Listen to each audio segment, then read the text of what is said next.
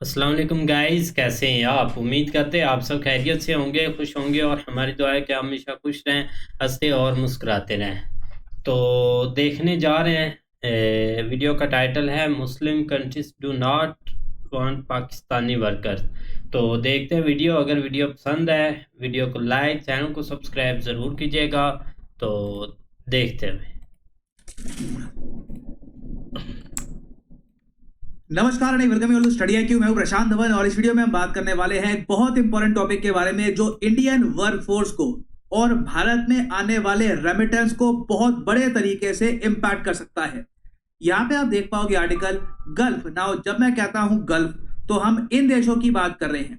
भारत से अगर हम वेस्ट को जाएं तो यहाँ पे आपको दिख जाएंगे गल्फ देश, गल्फ कॉपरेशन काउंसिल। ये Saudi Arabia, Kuwait, Bahrain, Qatar, UAE, Oman, जहां पे ज्यादातर इंडियंस जाते हैं काम करने के लिए। इन कंट्रीज को हम कहते हैं गल्फ। इनमें यमन को काउंट मत कर देना, यहाँ पे हालत बहुत ज्यादा खराब है। तो हाल ही में पाकिस्तान की ही एक रिपोर्ट ने ये ओपनली कहा है कि जो गल्फ देश है ये पाकिस्तानी लेबरर्स नहीं चाहते। यूएई, सऊदी अरेबिया और कई और गल्फ कंट्रीज कंप्लेन कर रहे हैं कि पाकिस्तानी वर्कर्स यहाँ पे आके बेगर्स बन जाते हैं, क्रिमिनल्स बन जाते हैं। और आपको बताता हूं एक बहुत ही इंटरेस्टिंग फैक्ट, जो भी क्राइम लेबरर्स करते हैं गल्फ कंट्रीज में बाहर के देशों से आकर, उसमें से 50% क्राइम सिर्फ पाकिस्तानी अकेले करते हैं। तो इस वजह से धीरे धीरे अब गल्फ कंट्रीज पाकिस्तानी वर्कफोर्स को कम ले रही है। ये ज्यादा फोकस कर रहे हैं इंडियंस पर और to some extent even Bangladeshis पर। और अगेन मैं यहां पर यह बात बोलूंगा, ये सारी बातें ऐसा नहीं है कि इंडियन मीडिया ने लिखी है। ये सारी बातें सबसे पहले पब्लिश करी थी पाकिस्तान के मीडिया ने, क्योंकि इनकी गवर्नमेंट रिपोर्ट में ये सब बातें लिखी हैं कि पाकिस्तानी वर्कर्स को एक्सेप्ट नहीं किया जा रहा बाहर। यहां पे आप देख पाओगे gulf employers not hiring Pakistanis due to deplorable standards. यहाँ पे ओपनली बात लिखी गई है कि Pakistani man have been making inappropriate videos in front of women in Dubai. Pakistani nurses have refused to work in Kuwait and labourers have refused to wear helmets in Qatar. Now इस सब से देखिए इंपैक्ट क्या आएगा भारत पे, बहुत ही डायरेक्ट इंपैक्ट आएगा।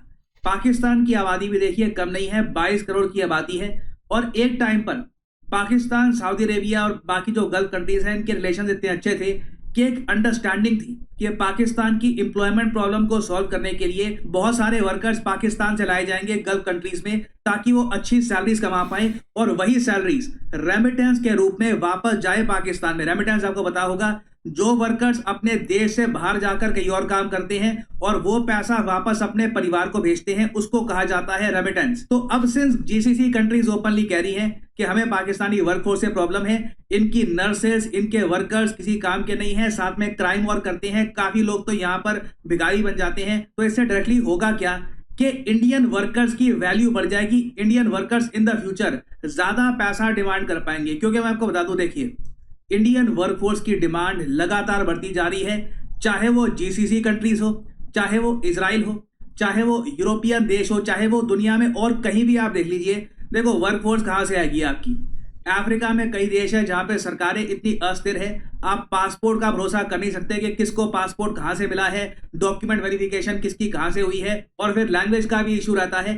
Indian workers ideal माने जाते हैं काम के लिए, क्राइम में कम इंडल्ज करते हैं, टू द पॉइंट, बस काम से काम रखते हैं अपना। हाँ, एक चीज है इंडियन वर्कर्स की जो फॉरेन कंट्रीज को इतनी पसंद नहीं है कि ये सेविंग्स कर लेते हैं, हमारे देश में ही पैसा नहीं खर्चते, पैसा सेव करके वापस अपने देश में अपने परिवारों को भेज देते हैं। क्योंकि तो जो रूरल इंडिया हम कह सकते हैं, और काफी हद तक मैं कहूंगा इवन अर्बन इंडिया का भी एक बड़ा हिस्सा, वहां पे आज भी फैमिली वैल्यूज बहुत ज्यादा स्ट्रांग है। जो लड़का है परिवार का, जो काम करने के लिए एक दूसरे देश में जाता है, उसके दिमाग में पहली चीज यही रहती है कि जल्द से जल्द मैं यहाँ पे पैसा कमाऊं, जितना कम हो सके खुद पे खर्चूं और बाकी पैसा अपने माँ बाप को, अपने भाई बहनों को घर में भेजूं।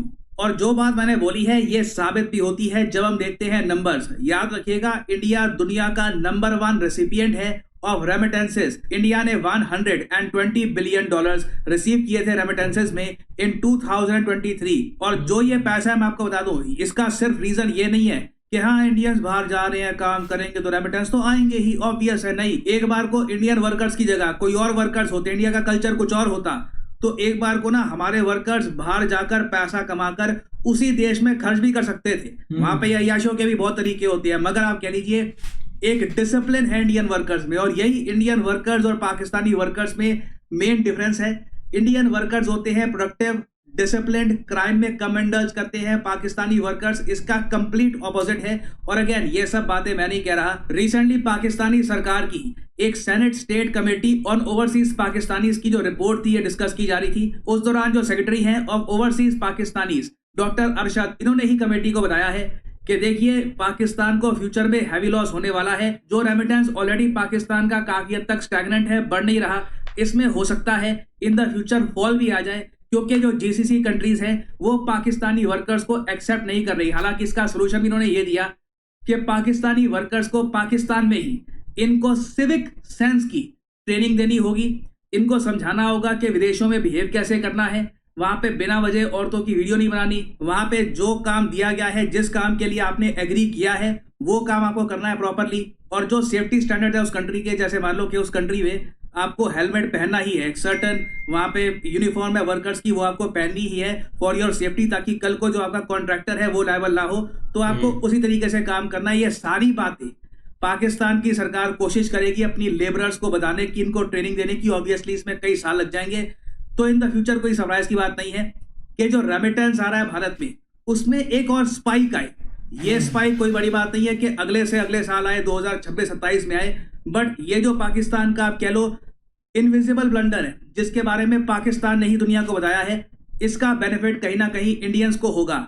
ना फाइनली आपसे यहाँ पे एक सवाल पूछूंगा मैं, क्वेश्चन यहाँ पर यह है कि हाल ही में कौन सा देश है जो होस्ट कर रहा है मल्टीनेशनल एयर एक्सरसाइज तरंग शक्ति 2024? इस पर बहुत आर्टिकल पब्लिश हुए हैं।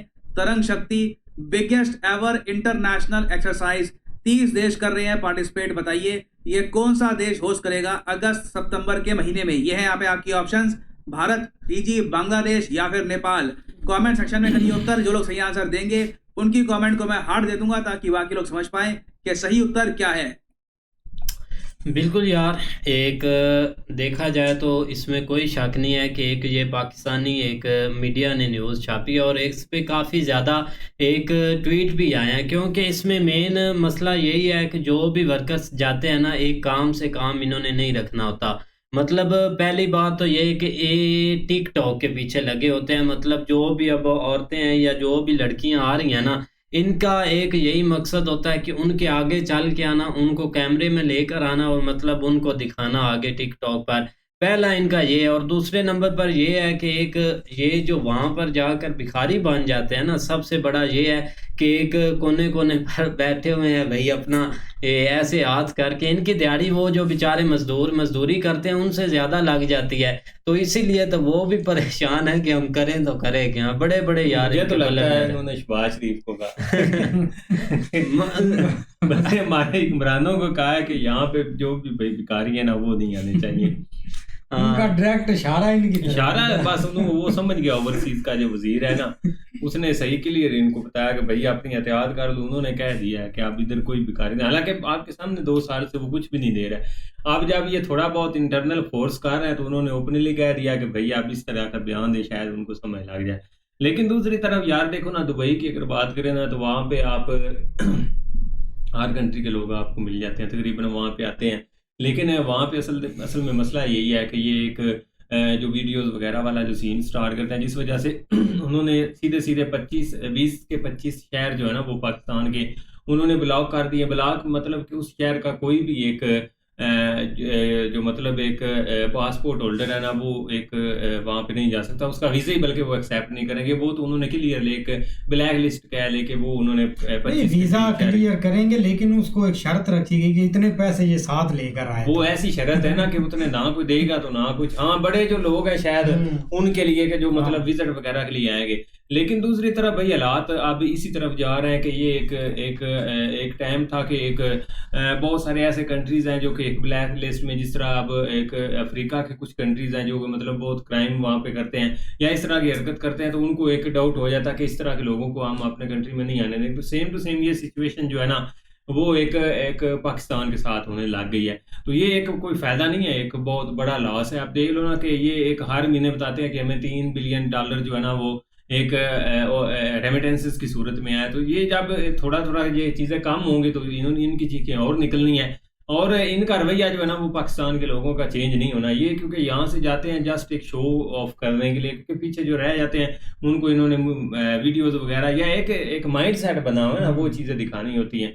लिहाजा एक बहुत भाई एक बैड न्यूज़ है। और हाँ, इंडियन वर्कर्स के लिए या इंडियन लोगों के लिए एक क्योंकि वो तो भाई इस तरह हमने हमारे लोग भी इधर जो जाते हैं वो बताते हैं कि उनको भाई एक अच्छी बाज़ दफ़ा तो हमारे लोग इंडियन नेम इस्तेमाल करके या इंडियन अपना जो है ना वो रहते हैं कि हम हैं इंडिया से, पासपोर्ट किसी को दिखाते ही नहीं है। नहीं बाकी सही बात है, एक रियलिटी है भाई, क्योंकि एक दोस्त हमारे भी हैं तो उनसे भी जब पूछा जाता है ना एक मिडिल ईस्ट के बारे में तो वो यही बोलते हैं कि हम जो एक इंडिया का नाम उधर इस्तेमाल करते हैं ना, इससे ज़्यादा और मौज कोई भी नहीं है हमें, क्योंकि एक अच्छी एक हमें एक मतलब कि बिहेव अच्छा एक मिल जाता है अगले बंदे का और हर चीज़ है। लेकिन भाई बहुत सूरत हाल भाई बहुत एक ना ख़राब हो रही है एक पाकिस्तान की, क्योंकि ठीक भी नहीं थी लेकिन अब एक ख़राब और हो रही है। क्योंकि मैं एक अरबी देख रहा था, वो भी एक टिकटॉक पर मतलब कि उसका काफ़ी ऑफिशियल अकाउंट है, तो वो ना एक मतलब कि गाड़ी चलाता चलाता है कि पाकिस्तानी आज भी उसको मांग रहा था इशारे पर, तो उसको ऐसे वीडियो बनाकर बोल रहा था कि तुम्हें मसला क्या है,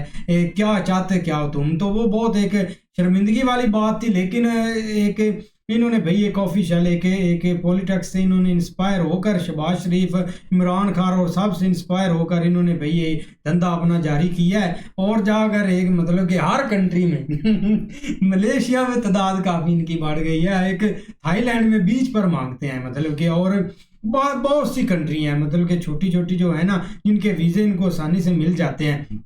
लेकिन अब इसका कोई हल नहीं है इनकी, तो भाई एक आगे तक तादाद बढ़ रही है कि अमेरिका तक, क्योंकि इस साल अमेरिका की एक मतलब कि एक वो एक तोड़ गए सारे रिकॉर्ड जहाँ पर पाकिस्तान के वीज़े अप्लाई हुए हैं। तो इनका मकसद काफ़ी बड़ा है लेकिन इसका भाई हल वगैरह कोई नहीं है। पहले एक थोड़ा सा मसला होता था तो ये जाकर सांस भी मिडल ईस्ट में लेते थे कि कोई दो हमें चीज़, और वो हेल्प करते भी थे कि खुल कर हेल्प करते थे। लेकिन ऑलरेडी भाई इतना मिडल ईस्ट में मसला चल रहा है तो मुझे नहीं लगता इनको कुछ आ रहा, आपको डर है। आप देखो ये इनका आगे मकसद क्या है, एक बड़ा ही कुछ करेंगे। बिल्कुल, तो उम्मीद करते हैं आपको वीडियो पसंद आएगी। अगर पसंद आए वीडियो को लाइक, चैनल को सब्सक्राइब जरूर कीजिएगा। मिलते हैं नई वीडियो के साथ, तब तक के लिए अल्लाह हाफिज।